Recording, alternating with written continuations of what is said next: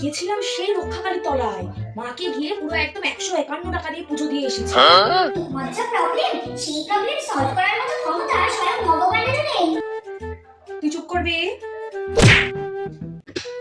ওসব ঘুষ দিয়ে লাভ নেই ভগবানকে, সবকিছু ওই ঠাকুর মশাইয়ের পকেটেই ঢুকবে। এই তুমি চুপ করবে? উফ ভগবান, তো তুই আবার কি পারছিস না? উনি হয় পড়াশোনা করতে পারছি না। আমি আর বাসে করে পায়ে হেঁটে যেতে পারছি না কলেজে, আমার কষ্ট হচ্ছে। তাহলে রিকশায় যা। দূর। ও বাবা বাবা, ও মা, আমার একটা স্কুটি কিনে দাও না তোমরা। স্কুটি? বাবা, তোমার মেয়ে এমন ভাবে স্কুটি চাইছে যেন স্কুটি না ফুটি চাইছে। হ্যাঁ রে, তুই ফুটি চাইছিস? না, আমি স্কুটি চাইছি। ও স্কুটি চাইছে। আমার কাছে অত পয়সা নেই। তুই জানিস আমি বাসে 2 টাকা বাঁচাবো বলে 2 কিলোমিটার আমি হেঁটে হেঁটে যেতাম। আর কত ঢপ মারবি? আর আমি 10 টাকা বাঁচানোর জন্য 10 কিলোমিটার সাইকেল চালিয়ে যেতাম। আর বন্যার সময় সেই সাইকেল ঘাড়ে তুলে সাঁতার কেটে যেতাম। আচ্ছা বাবা, তুমি ঘাড়ে করে কেন নিয়ে গেছিলে? তুমি তো বাড়িতেই রেখে যেতে পারতে।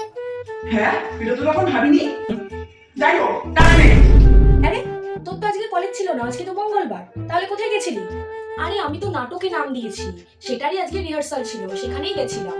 নাটক? নাটক? তো আবার কিসের রোল? ভিলেন না হিরোইন? হিরোইন? আগের বার তো পাশার হয়েছিল, এইবারে দেখো গিয়ে হয়তো গাছ হয়ে কি করে? চুপ কর।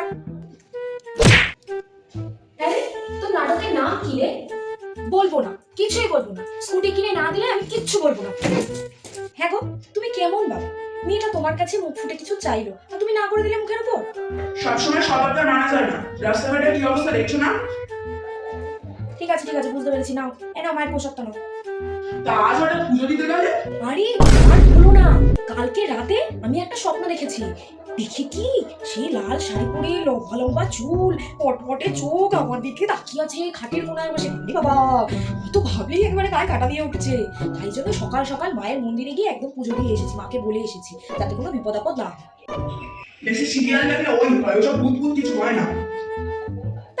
চুপ থাকো তো। আরে যা তো, যা শিখে যা, যে দিদিকে গিয়ে ডেকে নিয়ে আয়। মেয়েটা পোশাকটা না নিয়ে গিয়ে চলে গেল। যা দিদিকে গিয়ে ডেকে নিয়ে আয়। যাচ্ছি। এই দিদি, নিচে চল, মা তোকে পোশাক নেওয়ার জন্য ডাকছে। চল। এই, তুই এরকম পিকনিক মতো হাসছিস কেন? এই দিদি, তুই কি কোনো মজার ভিডিও দেখছিস?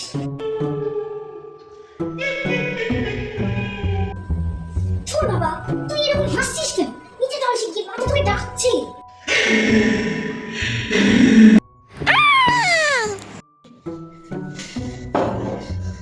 ওমা, কি হয়েছে? ছুটোছুটি করছিস কেন এমন করে? দৌড়াচ্ছিস কেন? যেন ভূতে দাঁড়া করেছে।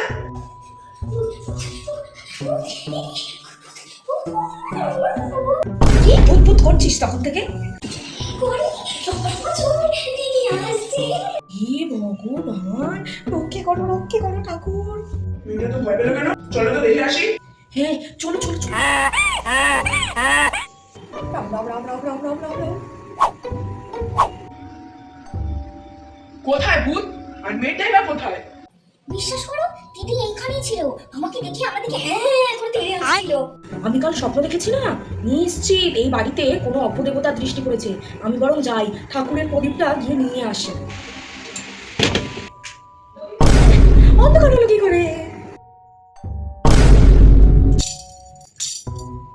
দূর বাবা ব্যাগাটি, এখন আবার তোমার নুপুর পরে নাচ করার শখ হলো? না বলো যা, এই অন্ধকারে আমি নুপুর পরে কেন নাচতে যাবো? আর আমার পায়ে তো কোনো নুপুরই নেই। কিন্তু মুখের আওয়াজ তো তাহলে আসছে কোথা থেকে? যেই নাচছে সে কিন্তু খুব বেকার নাচছে। দূর, তুমি কম কথা বলে ফোনের টর্চটা জ্বালাও দেখি। ও হ্যাঁ।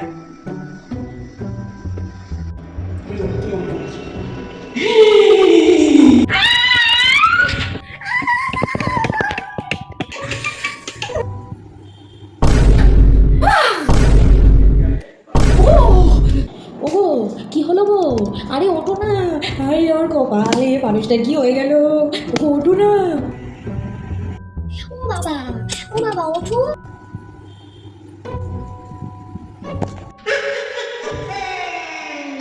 তোরা মরবি, তোরা সবাই মরবি। দেখতাম তো বলছি। উফ, ওই পেটনির মতো মুখটা সামনে চলে আসছিল বলে ভয় পেয়ে গেছিলাম। আমার কিন্তু মনে হচ্ছে ওকে ভূতে ধরেনি, ওর মাথার ব্যায়াম হয়েছে। আচ্ছা তুমি না হয় এগুলো মানো না মানলাম, কিন্তু তুমি তো ছোটবেলা থেকে তোমার বাবাকে দেখেছো এইসব ঝাড়ফুঁক করে ভূত পেতনি তাড়াতে। তা তুমি কিছু বলো না, কিভাবে এই মেয়েটার ঘর থেকে এই পেতনিটাকে নামাবো? হ্যাঁ, সবার আগে একটাই কোশ্চেন, ও কোথা থেকে এসছে? এই পেতনি, তুমি কোথা থেকে এসেছো গো? কেন এসেছো? আমার মেয়েটার ঘাড়ি বা কেন চেপেছো তুমি? উফ মা, বাবা বলেছিল একটা প্রশ্ন করতে। এই তুমি কে? কোথা থেকে এসেছো? তাও দুটো হলো। ওই তুই চুপ করবি?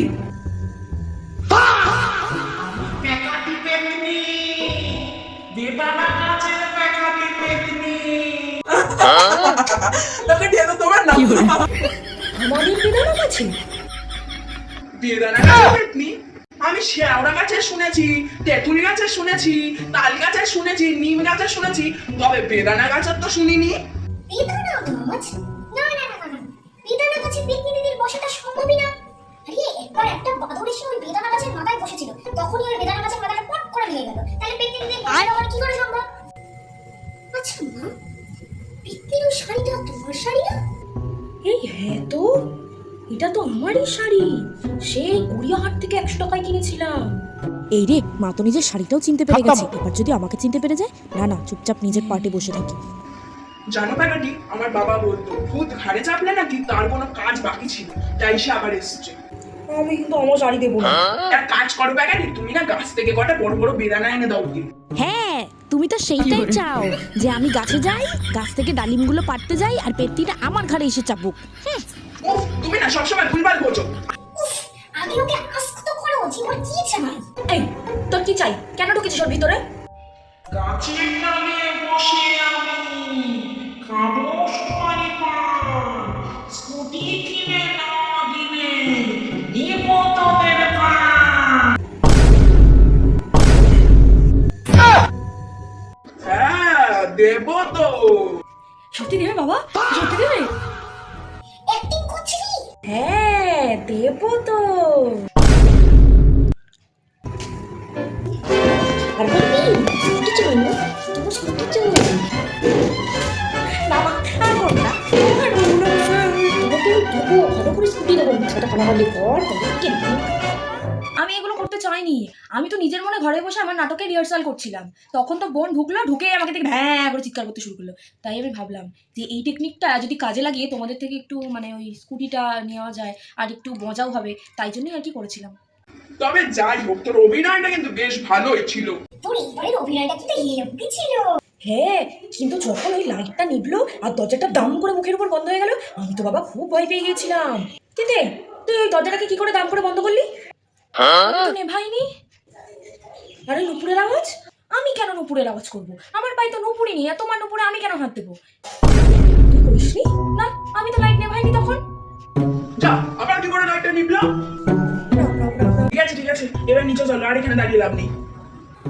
নিচে চলো, নিচে চলো, চলো চলো চলো, নিচে চলো, নিচে চলো।